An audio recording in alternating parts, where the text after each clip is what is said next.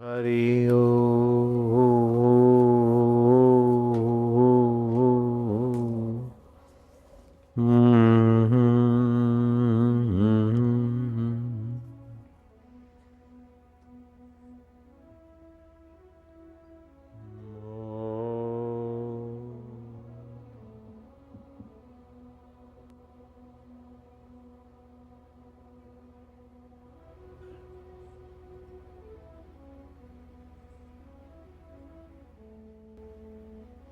उसे प्यार करते जाना, उसकी मधुर शांति में तनिक गोता मारते जाना। जो शीघ्र ही धर्मात्मा बना सकता है, उस अंतरात्मा में प्रीति करना ही सार है। हम उस परमात्मा में, प्रेमास्पद में, प्रेम स्वरूप प्रभु में शांत हो रहे हैं, जो क्षिप्रम भवति धर्मात्मा कर देता है, जो तुरंत जीव को धर्मात्मा बना देता है। हम उस परमेश्वर में शांत होते जाएं। ओ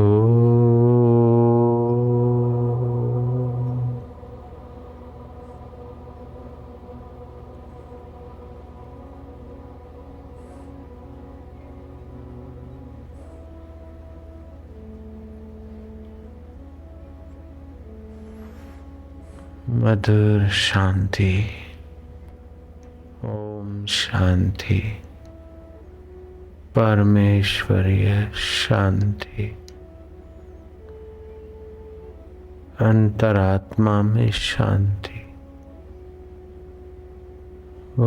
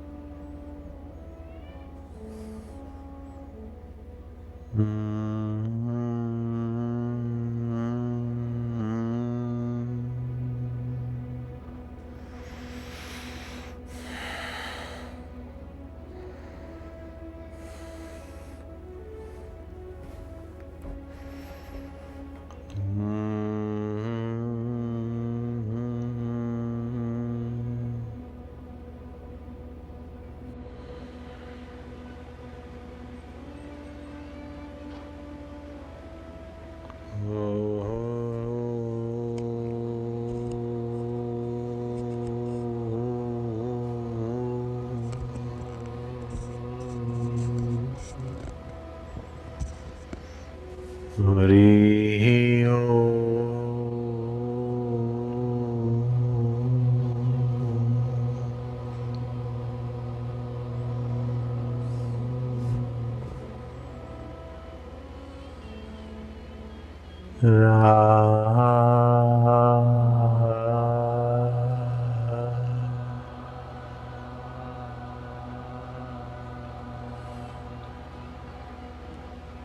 क्षिप्रं भवति धर्मात्मा, क्षिप्रं भवति धर्मात्मा, शाश्वत शांति निगच्छति, शाश्वत शांति निगच्छति। कौन्तेय प्रतिजानीहि, कौन्तेय प्रतिजानी, न मे भक्त प्रणीष्यति, न मे भक्त प्रणीष्यति। भगवान कहते हैं, वह तत्काल उसी क्षण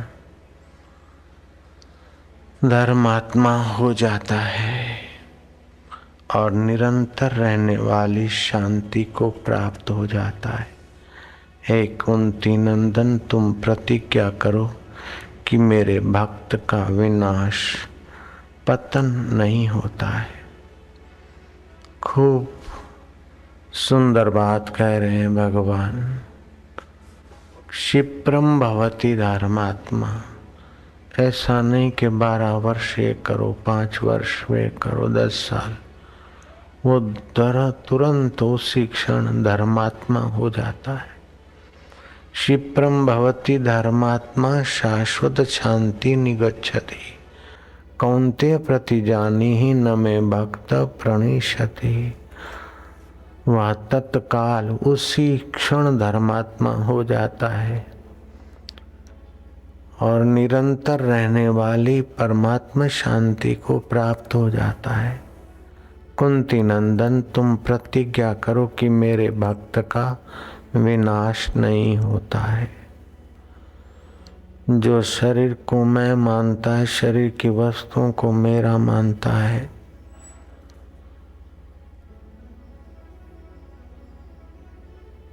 वो संसार का भगत हो जाता है।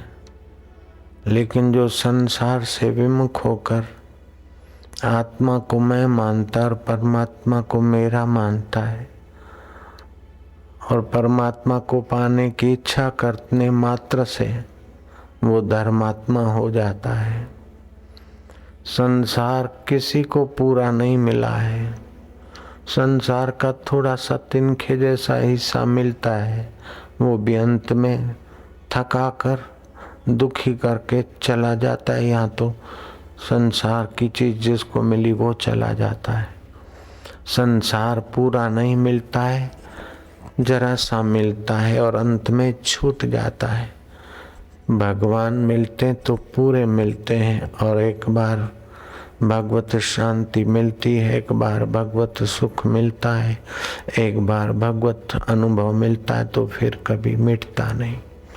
संसार को चाहते चाहते मर गए तो प्रेत होकर भटकते, नीच योनियों में भटकते। ईश्वर को चाहते चाहते भी अगर मर गए, ईश्वर नहीं मिला, चाहते चाहते मर गए तो भी ईश्वर के धाम में पहुंचा देती है हमारी चाह। ऐसा ईश्वर है। क्षिप्रम भवति धर्मात्मा शाश्वत शांति निगच्छति। आदि दैविक, आदि भौतिक और आध्यात्मिक, ये 3 प्रकार की शांतियां नश्वर शांतियां हैं। नौकरी धंधा नहीं लग रहा है, तकलीफ है। नौकरी धंधा लग गया, चलो शांति। भूख लगी, बीमारी हुई, बड़ी तकलीफ है, भूख, बीमारी मिटी, शांति। बेटा कहना नहीं मानता है या बेटी की शादी नहीं होती, बड़ी अशांति हो गई, अशांति। ऐसी शांतियां तो कई जन्मों में, कई बार इस जन्म में आई गई। लेकिन भगवान कहते हैं कि क्षिप्रम भवति धर्मात्मा शाश्वत शांति निगच्छति। वह तत्काल उसी क्षण धर्मात्मा हो जाता है और निरंतर रहने वाली शांति को प्राप्त हो जाता है। हे कुंती नंदन, तुम प्रतिज्ञा करो कि मेरे भक्त का विनाश नहीं होता, पतन नहीं होता। भगवान अर्जुन को प्रतिज्ञा कराते कि तुम प्रतिज्ञा करो, खुद नहीं करते, क्योंकि खुद पर गुजरी है कि भक्त की प्रतिज्ञा सत्य रखने के लिए मेरी प्रतिज्ञा तो मैं तोड़ देता हूँ, इसलिए मैं कैसे कहूँ, इसलिए मेरे भक्त से ही कहला देता हूँ। अर्जुन, तुम प्रतिज्ञा करो कि मेरे भक्त का पतन नहीं होता। मन कामनाओं के आकर्षण से उत्तेजित होता है और दुखी होता है, लेकिन जब भगवान को पाने की इच्छा करता है तो कामनाएं निवृत्त होने लगती है, भगवत शांति में रमण करने लगता है। पिपलाद संहिता में आया है, मधु ने अंतरास्ते भवतु। हे ईश्वर, मेरे मुख के भीतर मधु हो, मैं सदा मीठा बोलूं। हसमुख व्यक्ति, प्रसन्न व्यक्ति की ऐसी उन्नत सुरभि होती है कि वो वातावरण में आनंद और प्रसन्नता अपनी निगाह मात्र से संचारित कर देता है। जिसको परम शांति मिली है, परब्रह्म परमात्मा का सुख मिला है, जिसके अंतःकरण में ब्रह्म सुख जगा है, ऐसे हसमुख व्यक्ति अपनी सुरभि, अपनी नूरानी निगाहों से वातावरण को आह्लादित, आनंदित, प्रसन्न और शांत आत्मा कर देते हैं।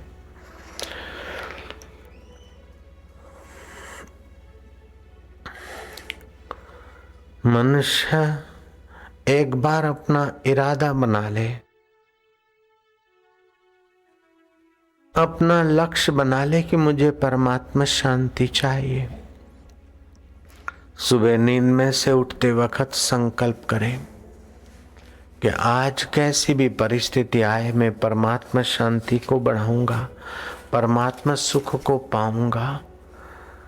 इस प्रकार अपने संकल्प को बार बार याद रखें तो उसे परमात्मा शांति पाने की स्मृति बड़ी मदद करती है।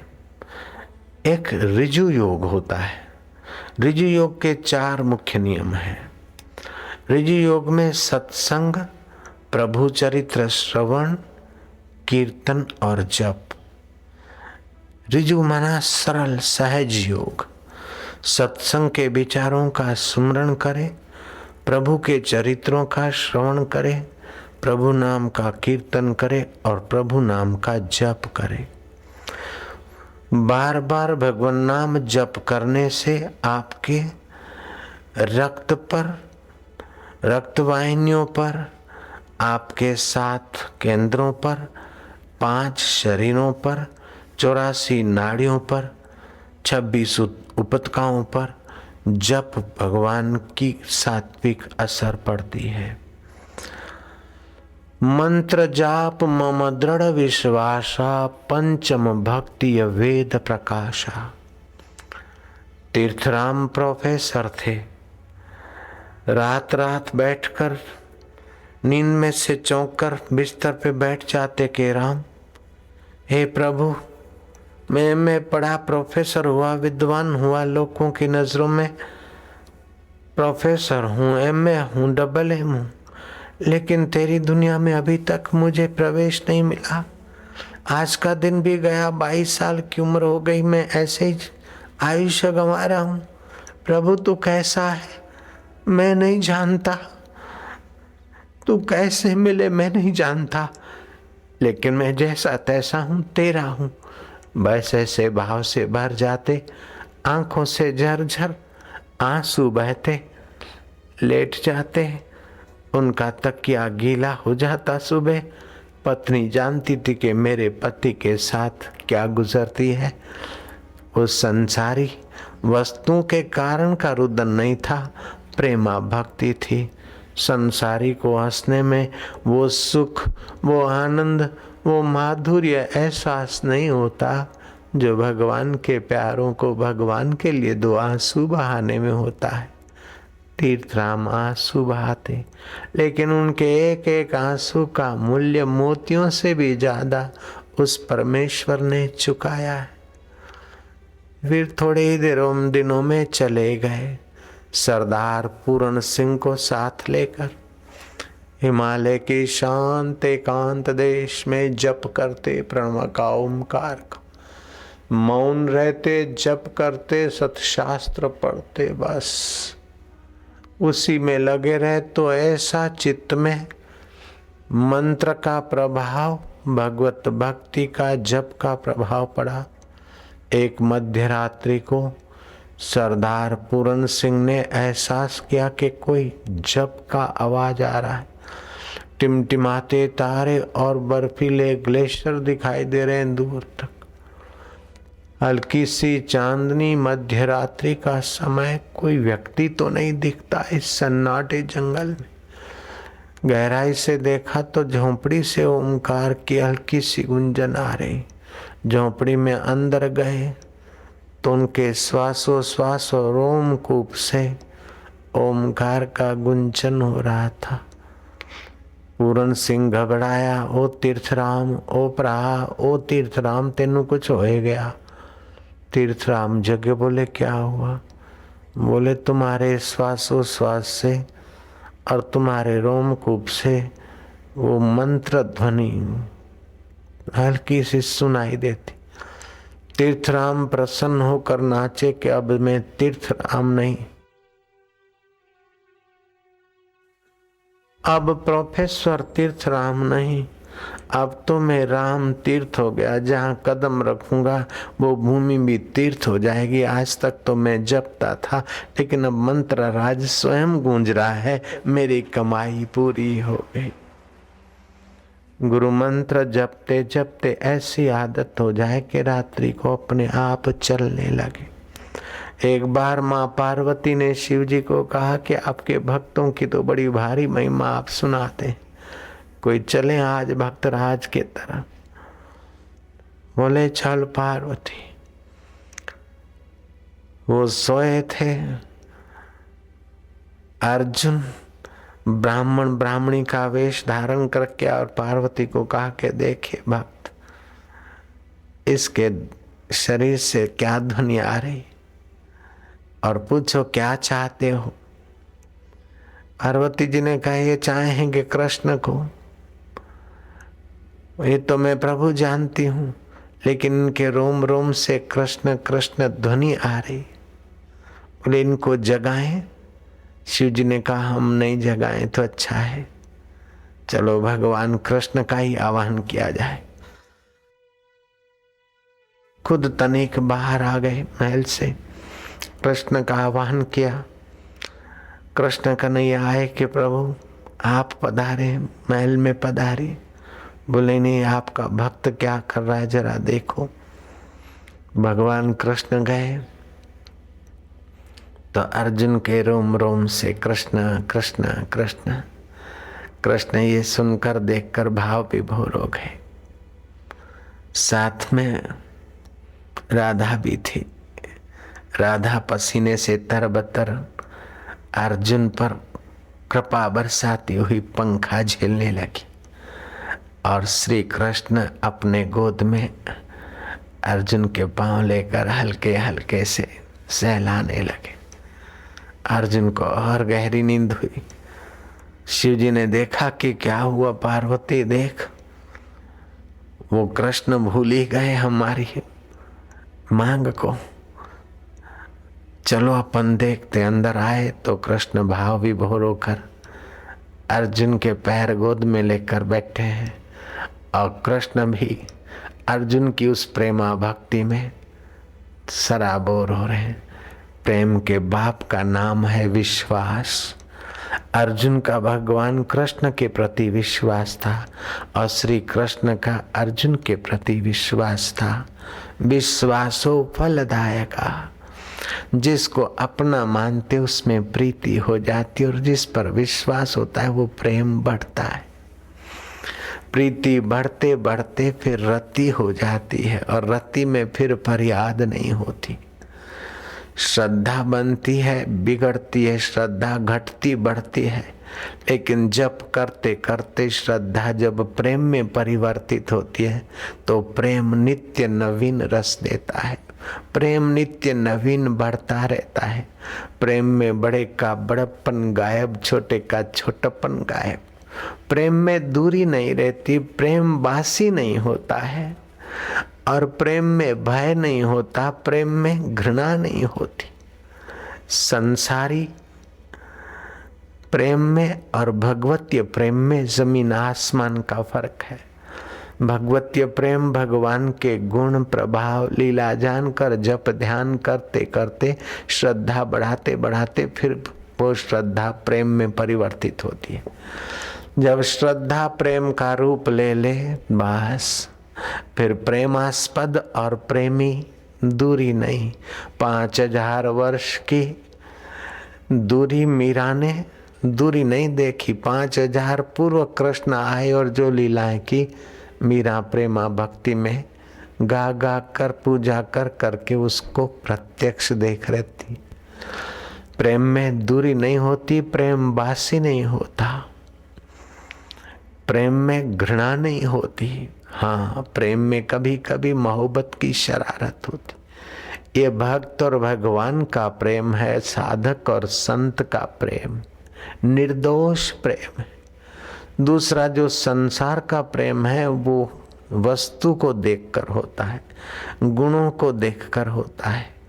जैसे कोई आदमी गया क्लब में और डांस करता है तो अपनी पत्नी तो जरा बूढ़ी लगती और पड़ोस वाले की पत्नी जरा, उसके मोती जैसे दांत चमक रहे हैं और लंबे से बाल, वो उस पर आकर्षित हुआ। बातचीत हुई, खान पीन हुआ, एड्रेस ले लिया। दूसरे दिन उस मैडम के घर गया, मैडम ने स्नेह से खिलाया पिलाया, उनका आपस में प्रेम तो हो गया, लेकिन उस प्रेम में बहुत विकारों में पड़ गए। आखिर एक दिन वो मैडम जब रात को सो रही थी तो अपने दांतों की चौखट बाहर निकाली गिलास में रखने को, और जो रेशम जैसे बाल नकली लगे थे उसका खोपा उतारा तो बाबूजी भाग गए उसका घर छोड़ के। धत तेरे की तो नकली बुढ़िया है रे।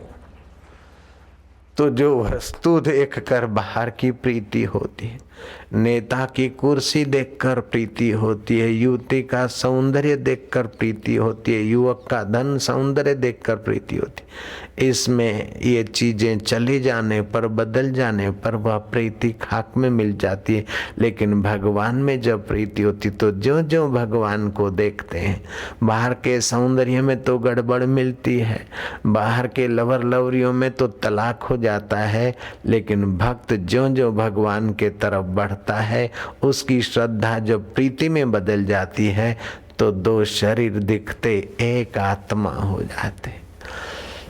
भगवान कहते हैं ज्ञानेश्वरी गीता में, ज्ञानेश्वर महाराज वर्णन कहते हैं कि वो भक्त और मैं एक हो जाता हूँ।